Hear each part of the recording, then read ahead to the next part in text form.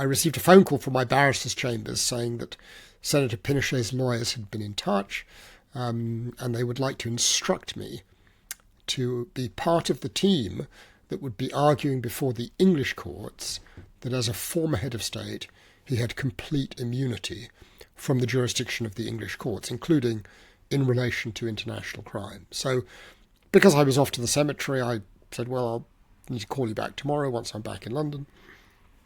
I got to the cemetery and I there met my wife, who had come in separately. And you need to understand about my wife is that she has a Spanish mother, and she is herself descended from refugees from the civil war in Spain. So these issues are sort of pertinent in her family and in my family. And I explained to her what had happened, and to be honest, I told her with some excitement that, Pinochet's lawyers had been in touch, I might be involved in the case, and this was, the biggest international criminal case since Nuremberg, so that really was rather exciting. And she said to me, well, will you do it? And I said, well, you know the cab rank principle, the rule that requires barristers to take on every case that comes, just as though you're a taxi driver. You can't say no to someone because you don't like the cut of their jib or the way they are or their politics.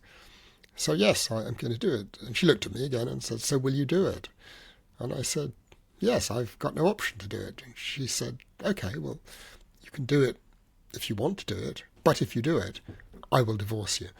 And that, of course, was because of her own family background. And, that was, 27 years ago. And we are still very happily married.